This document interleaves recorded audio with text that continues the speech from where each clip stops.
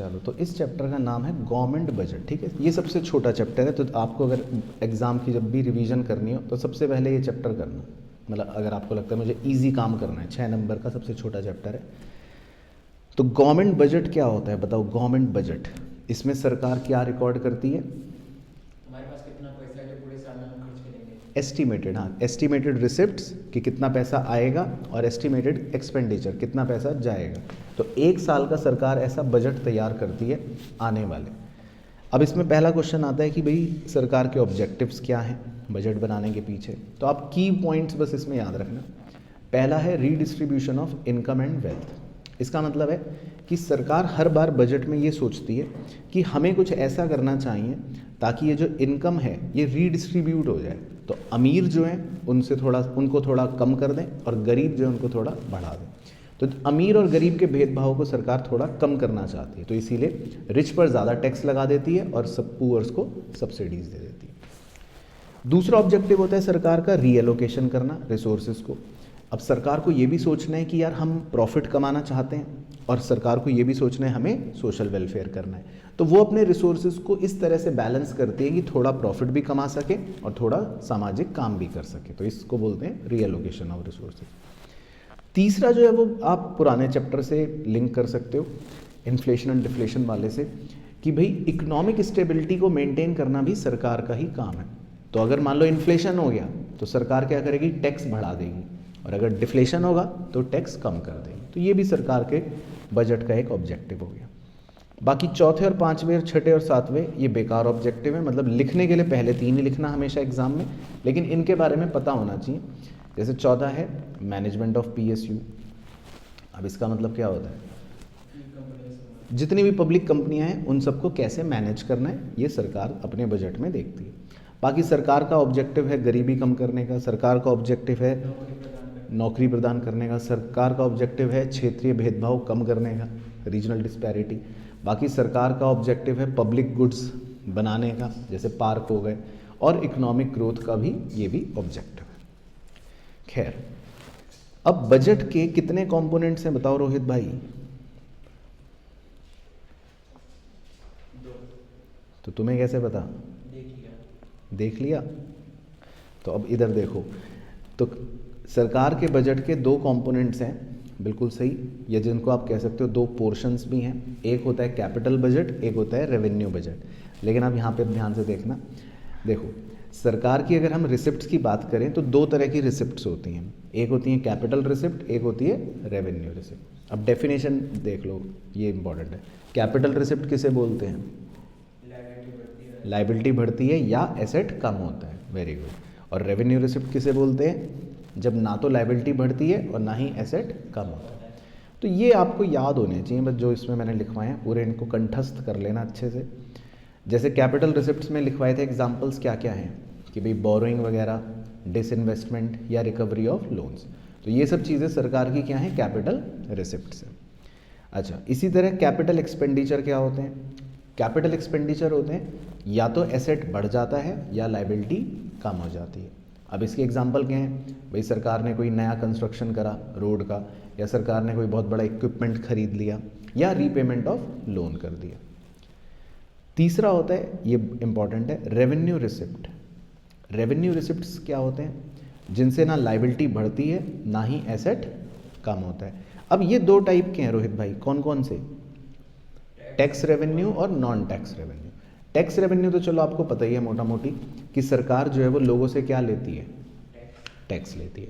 कितने प्रकार के टैक्स होते हैं? 2, डायरेक्ट और इनडायरेक्ट, बिल्कुल सही। डायरेक्ट का फंडा ये बताया था कि इसमें जो लायबिलिटी होती है पे करने की और जो बर्डन होता है वो दोनों सेम आदमी पर पड़ता है। लेकिन इनडायरेक्ट टैक्स जो होता है उसमें लायबिलिटी किसी और की होती है और बर्डन किसी और आदमी पर पड़ता है। डायरेक्ट टैक्स प्रोग्रेसिव नेचर का होता है, मतलब जैसे जैसे इनकम बढ़ेगी आप पे उसका बर्डन बढ़ता रहेगा। लेकिन इनडायरेक्ट टैक्स रिग्रेसिव नेचर का होता है, जो जितना अमीर होगा उस पर उसका बर्डन उतना कम होगा। जैसे मान लो नमक खरीदने में 2 रुपये का टैक्स लगता है, तो अब मुकेश अंबानी नमक खरीदेगा तो उसको 2 रुपये का टैक्स देना है, तो उसको बिल्कुल भी बर्डन नहीं लगेगा। लेकिन अगर कोई गरीब आदमी नमक खरीदेगा, उसको 2 रुपये का टैक्स देना है, उसको बर्डन लगेगा। तो ये रिग्रेसिव हो गया। बाकी एग्जाम्पल्स रट लेना इनकम टैक्स के बस दो ही रट के जाने हैं मेन, सबसे इंपॉर्टेंट, इनकम टैक्स और कॉर्पोरेट टैक्स। मतलब डायरेक्ट टैक्स के दो ही एग्जांपल हैं, इनकम टैक्स और कॉर्पोरेट टैक्स। चलो अब बिना देखे बताओ रोहित, नॉन टैक्स रेवेन्यू क्या है सरकार के? नॉन टैक्स हाँ, जो रोड बनाती है। अब ये रट लेना, 6 पॉइंट्स हैं सब बच्चे। देखो नॉन टैक्स रेवेन्यू, सरकार को और कहाँ कहाँ से पैसा मिलता है नॉन टैक्स रेवेन्यू। देखो अच्छा, अपनी कंपनी से। हाँ, अपनी कंपनियों से, पीएसयू वाली कंपनियों से, है ना, सरकार को इंटरेस्ट मिलता है, सरकार को डिविडेंड मिलता है। उसके बाद फीस एंड फाइन्स जो हैं वो जो सरकार लेती है। एस्चीट क्या होता है? कोई आदमी मर गया, अब उसके आगे पीछे कोई रोने वाला नहीं है तो उसकी प्रॉपर्टी ज़मीन ले लेगी सरकार। और छठा स्पेशल असेसमेंट, इसमें आपको कहानी सुनाई दी कि सरकार कभी कभी कोई डेवलपमेंट एक्टिविटी करती है और उस वजह से प्रॉपर्टी के रेट्स बढ़ जाते हैं, तो सरकार प्रॉपर्टी ओनर से लेती है पैसे, लाओ 10 लाख रुपए दो।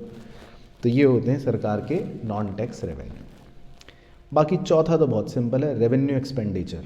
रेवेन्यू एक्सपेंडिचर कौन से होते हैं? जो ना तो एसेट क्रिएट करते, ना लाइबिलिटी को कम करते। इसमें एक एग्जांपल ज़रूर याद रखना, बताओ कौन सा? Payment of interest.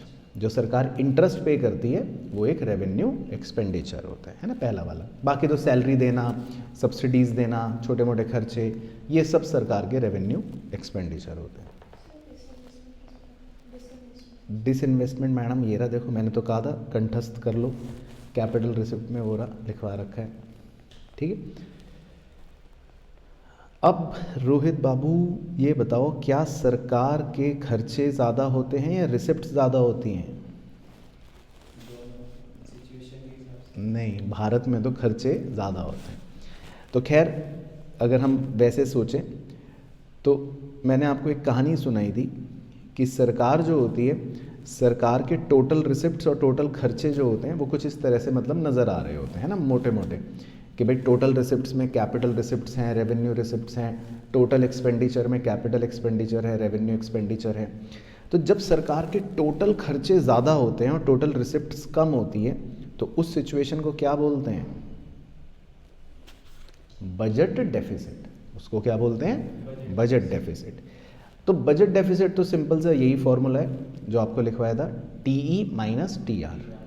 टीई मतलब टोटल एक्सपेंडिचर, टीआर मतलब टोटल रिसिप्ट। लेकिन इसके जो 3 टाइप्स हैं बजट डेफिसिट के, वो आपको याद रखने हैं अच्छे से और विद फॉर्मूले। जैसे रेवेन्यू डेफिसिट का फॉर्मूला क्या है? R E minus R R, मतलब revenue expenditure minus revenue receipt. Fiscal deficit के 3 फॉर्मूले और तीनों याद रखने हैं। पहला है total expenditure minus total receipt excluding borrowing. दूसरा है बजट डेफिसिट प्लस बोरोइंग, और ये मैंने कहा था ये एमसीक्यू में पूछता है। और तीसरा है revenue deficit plus capital expenditure minus capital receipt excluding borrowings. तो ये हो गया फिस्कल डेफिसिट। और तीसरा होता है प्राइमरी डेफिसिट। प्राइमरी डेफिसिट होता है fiscal deficit minus interest payment. तो ध्यान रखना है, वो क्वेश्चन आपसे ये भी पूछ सकता है कि बजट डेफिसिट के 3 टाइप्स बताओ। तो बजट डेफिसिट के 3 टाइप्स हो गए, रेवेन्यू डेफिसिट, फिस्कल डेफिसिट और प्राइमरी डेफिसिट। बाकी एक थ्योरेटिकल पॉइंट याद रखना है कि फिस्कल डेफिसिट जो होती है वो हमेशा सरकार की क्या डिनोट कर रही होती है? बोरोइंग। ये बात समझने के लिए मेन लेक्चर में जाके देख लेना, उसमें आपको इस एग्जांपल से समझाया था। जैसे यहाँ पर सरकार ने कितने रुपए की बोरोइंग करी है? देखो 400 रुपये की, है ना। और मैंने आपको प्रूफ करा था कि तीनों फॉर्मूलों से जब मैं फिस्कल डेफिसिट निकाल रहा हूँ तो क्या आंसर आ रहा है? 400। तो फिस्कल डेफिसिट टेक्निकली सरकार की बोरोइंग्स ही डिनोट कर रही होती है ना। अब वो कैसे कर रही हैं, अगर समझने का मन करे तो पढ़ना, समझने का मन ना करे तो फॉर्मूला याद रखना, तो भी काम हो जाएगा। अब 2 क्वेश्चन वेरी इंपॉर्टेंट लास्ट में इसमें जो आपको कहा था लर्न करने। एक तो ये कि अगर बजट बैलेंस्ड है या सरप्लस बजट है तो इसका मतलब है कि सरकार खर्चा ज़्यादा नहीं कर रही। तो इस बात के फ़ायदे क्या हैं, इस बात के नुकसान क्या हैं? तो इस बात का फ़ायदा तो यह है कि फाइनेंशियल स्टेबिलिटी बनी रहेगी, और दूसरा यह है कि सरकार खर्चा फालतू नहीं कर रही। लेकिन इसका नुकसान जो है वो सबसे इंपॉर्टेंट है कि इसका नुकसान ये है कि इससे इकोनॉमिक ग्रोथ का प्रोसेस थोड़ा स्लो हो जाता है। अब इसी को अगर आप उल्टा कर दोगे तो वो क्या बन जाएगा, डेफिसिट बजट का फायदा और नुकसान। अब लास्ट क्वेश्चन मुझे ओरली सुनाओ। कभी कभी वो ये पूछ लेता है कि इन डेफिसिट्स के इम्प्लीकेशन बताओ, कि मान लो चलो अब देश में डेफिसिट है, भाई है तो है, अब क्या कर लेंगे, तो उसका इम्प्लीकेशन बताओ कि उसका क्या प्रभाव पड़ता है हम पर या देश पर। इम्प्लीकेशन ऑफ, या तो फिस्कल डेफिसिट पूछ लेगा, या रेवेन्यू डेफिसिट पूछ लेगा, या प्राइमरी किसी भी कुछ भी पूछ लेगा। तो इनके इम्प्लीकेशंस क्या होते हैं डेफिसिट के? इकोनॉमिक ग्रोथ हो रही है तेजी से। नहीं, ये इम्प्लीकेशन में नहीं लिखना, वो तो उधर में आ गया मेरिट। बताओ काव्या दीदी। फ्यूचर के लिए अगर जरूरत है तो फ्यूचर में उनके पास पैसे नहीं आ जाएगा। नहीं, इसमें जो मेन पॉइंट लिखने हैं वो ये मैं बताता हूँ, याद रखना। देखो एक पॉइंट तो लिखना है, हाँ आ गया ऑनलाइन के चीते का, कि इससे देश में इन्फ्लेशनरी सिचुएशन आ जाती है। तो जिस किसी भी डेफिसिट का आपसे इम्प्लीकेशन पूछे तो आप इसमें लिखेंगे it leads to inflationary pressure in the economy, inflation होगा, एक तो ये लिखना है। दूसरा आप इससे ये लिख सकते हैं कि इससे हमारे ऊपर डेट का या बोरोइंग का बर्डन बढ़ जाता है। तो जब भी डेफिसिट होगा तो कहीं ना कहीं सरकार को बोरो करना पड़ेगा पैसा, बोरो करेगी तो सरकार के ऊपर डेट का बर्डन बढ़ जाएगा। तो इस पर एक कहानी भी होती है डेट ट्रैप वाली, कि कई बार इतना ज़्यादा डेट बढ़ जाता है कि फिर हम उस डेट के जाल में फंस जाते हैं। बाकी एक पॉइंट आप जनरल लिख सकते हो कि डेफिसिट होने का मतलब ये है कि सरकार जो है वो अपने खर्चे ज़्यादा कर रही है और रेवेन्यू सरकार का कम है। तो मतलब ये मैंने आपको लिखवाया था जो आंसर, वो आप इसमें यूज़ कर सकते हो। तो वो इम्प्लीकेशन कई बार आपसे पूछ लेगा बस।